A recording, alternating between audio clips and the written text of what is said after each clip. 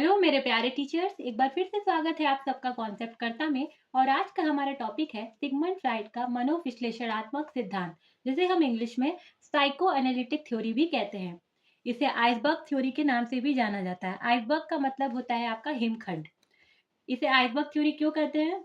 क्योंकि फ्राइड ने मानव का जो मन होता है उसकी तुलना समुद्र में तैरने वाले हिमखंड यानी आइसबर्ग से की थी। उनके अनुसार जैसे पानी में समुद्र में ऊपर दिखने वाला जो छोटे से टुकड़े होते हैं उसका बड़ा टुकड़ा पानी में छिपा रहता है, मतलब जो छिपा हुआ भाग है वो ज्यादा बड़ा है। तो इसी तरह जो हमारा दिमाग का कॉन्शियस माइंड है, जो कि फटाक से हमें याद आ जाता है, विजुअल पार्ट है एक तरीके से कह सकते हैं, तो वो 10% होता है। लेकिन जो मन में दबी हुई इच्छाएं होती है, अनकॉन्शियस माइंड का पार्ट, वो 90% होता है। तो इसीलिए यहाँ पर हम कह सकते हैं कि हिमखंड की तुलना जो है वो अनकॉन्शियस माइंड से की गई है। अब आगे बढ़ते हैं।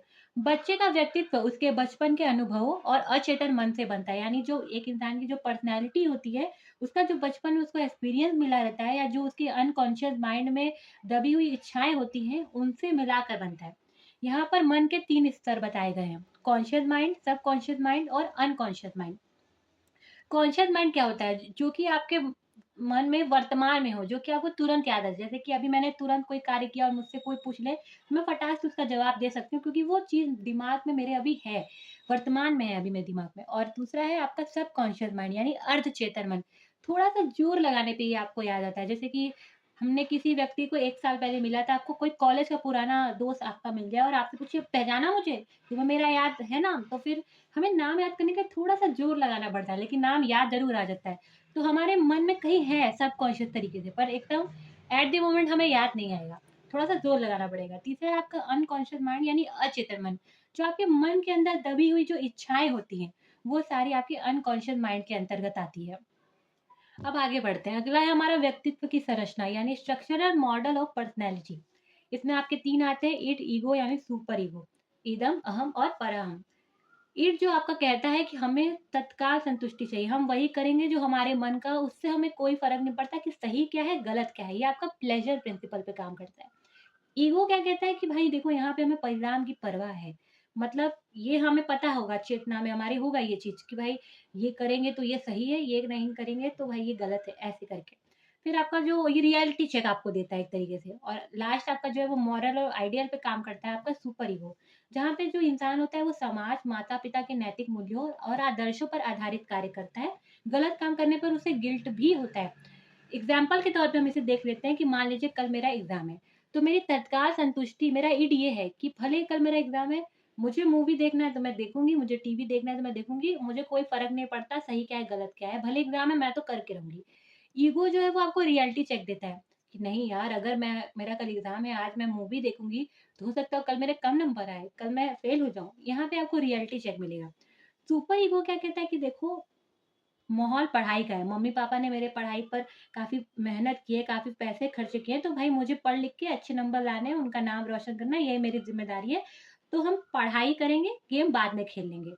तो और बिना पढ़े गेम खेलना यहाँ पर गलत बात है। हमें यहाँ पे सही-गलत की पहचान हो चुकी है। गलत काम करने पे हमें गिल्ट भी आएगा। अगर हम बैठ गए गेम खेलने के लिए एग्ज़ाम के बावजूद, तो हमें गिल्ट होगा कि यार ये हम बिल्कुल गलत कर रहे हैं, हमें ऐसा नहीं करना चाहिए। तो इस तरीके से आपका ये व्यक्तित्व की संरचना है। फिर है आपका मनोलैंगिक विकास की अवस्थाएँ यानी साइकोसेक्सुअल स्टेजेस ऑफ डेवलपमेंट। ये यहाँ पर समझाता है कि जो इंसान का व्यक्तित्व होता है, उसकी जो पर्सनैलिटी होती है, उसका निर्माण बचपन के शुरुआती 5 से 6 साल में कैसे होता है। यहाँ पे जो आपका पहला है, वो है आपका मुख अवस्था यानी ओरल स्टेज, जन्म से 1 वर्ष तक। इस उम्र में जो बच्चा होता है, वो अपनी अधिकांश खुशी और शांति जो है वो मुँह के ज़रिए पाता है। जैसे कि अंगूठा चूसना हो गया या कोई चीज़ फट से उठा के उसे मुँह में डाल देना, या फिर आपका जो ब्रेस्ट फीडिंग यानी स्तनपान है, वो भी इसी कैटेगरी के अंदर आता है। फिर है आपका गुदा अवस्था, जो कि है एनल स्टेज, 1 से 3 वर्ष तक के बच्चों में होता है। इसके दौरान जो बच्चा होता है वो टॉयलेट ट्रेनिंग सीख लेता है और उसे समझ में आने लगता है कि वो अपने शरीर पर नियंत्रण कर सकता है। यहाँ पे सुख का जो केंद्र होता है वो गुदा होता है। तीसरा है आपका लैंगिक अवस्था यानी फैलिक स्टेज, 3 से 6 वर्ष के बच्चों में होता है। यहाँ पर सुख का केंद्र आपका जननांग यानी जेनिटल्स होता है। इस उम्र में जो बच्चा होता है उसे अपने और दूसरों के शरीर के अंतर का पता चलने लगता है। फ्राइड के अनुसार इस अवस्था में जो लड़के होते हैं उनके अंदर ऑडिपस कॉम्प्लेक्स होता है, और जो लड़कियां होती हैं उनके में इलेक्ट्रा कॉम्प्लेक्स होता है। ऑडिपस कॉम्प्लेक्स क्या होता है? जैसे जो इस उम्र में बच्चे होते हैं, लड़के होते हैं, वो अपने माँ के प्रति अधिक आकर्षण फील करते हैं, ये आपका ऑडिपस है। और जब लड़कियां अपने पिता के प्रति अधिक आकर्षण फील करती हैं तो ये इलेक्ट्रा कॉम्प्लेक्स है। ये आपका एग्जाम में डायरेक्ट पूछा भी गया है कि ऑडिपस कॉम्प्लेक्स है कि ये इलेक्ट्रा कॉम्प्लेक्स है, सिचुएशनल बेस्ड बनाकर क्वेश्चन। सुप्त अवस्था यानी शांत अवस्था, ये 6 से 12 वर्ष तक के बच्चों में पाया जाता है। इसमें जो लैंगिक ऊर्जा होती है वो बिल्कुल शांत रहती है। इस चरण में जो बच्चा होता है वो अपना सारा ध्यान खेल कूद में, पढ़ाई में, मित्रों में या फिर सामाजिक गतिविधियां सीखने पर लगा देता है। अगला है आपका जननांगीय अवस्था यानी जेनिटल स्टेज, जो कि 12 वर्ष से ऊपर तक के बच्चों में पाया जाता है। इसमें जो किशोरावस्था शुरू होते ही शरीर में ना लोगों बच्चों के हार्मोनल चेंजेस आते हैं। व्यक्ति दूसरे के प्रति आकर्षण होता है और परिपक्व रिश्ते बनाता है, लाइक मैच्योर रिलेशनशिप। यहाँ पे जो आपका थर्ड पॉइंट पे जो था वो आपका माता पिता के प्रति आकर्षण की बात कर रहा है। ये आपका परिपक्व आकर्षण नहीं है। परिपक्व आकर्षण आपका मैच्योर आकर्षण, अट्रैक्शन आपको यहाँ पर देखने को मिलता है। यहाँ पे विपरीत लिंग के प्रति आकर्षण होता है। चलिए कुछ इंपॉर्टेंट की टर्म जान लेते हैं। पहला है आपका लिबिडो। ये हमारे मन की वह ताकत है जो हमें खुश रहने, प्यार करने और काम करने की प्रेरणा देता है। पहले लिबिडो जो है उसको सिर्फ सेक्सुअल डिजायर यानी शारीरिक ऊर्जा से जोड़ा गया था, पर ये आपके जीवन जीने की मानसिक और शारीरिक दोनों ही ऊर्जा है। अगला है आपका इरोज यानी जीवन की मूल प्रवृत्ति। इसमें निर्माण की बात की गई है, क्रिएटिविटी की बात की गई है।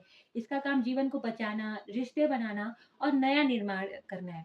तीसरा है आपका थैनाटोस, जो कि मृत्यु की मूल प्रवृत्ति है, विनाश और आक्रामकता की ओर लेकर जाता है। इसके अंदर जो है ये इंसान के अंदर का गुस्सा, उसका हिंसा, नफरत या खुद को जो नुकसान पहुंचाने की प्रवृत्ति होती है वो इसके अंदर आता है। आप इस तरीके से भी याद कर सकते हैं कि जो एवेंजर्स का कैरेक्टर है थैनोस, वो कैसे चुटकी बजाते ही सब खत्म कर देता है, तो थैनाटोस भी उसी तरह ही है। आपका फोर्थ की टर्म जो है वो डिफेंस मैकेनिज्म है, लेकिन इसे मैं अगली वीडियो में बताऊंगी क्योंकि इसके अंदर ही 8 से 10 मैकेनिज्म आते हैं और काफ़ी अच्छे हैं और इसे एग्जाम्पल से समझना ज़्यादा इंपॉर्टेंट है। तो मुझे लगता है कि मैं इसे अगली वीडियो में अच्छी इमेजेस और एग्जाम्पल से आपको बताऊंगी ताकि आपके एग्जाम के पॉइंट ऑफ व्यू से आपको ये अच्छी तैयार हो जाए। ठीक है, मिलते हैं अगली वीडियो में। धन्यवाद।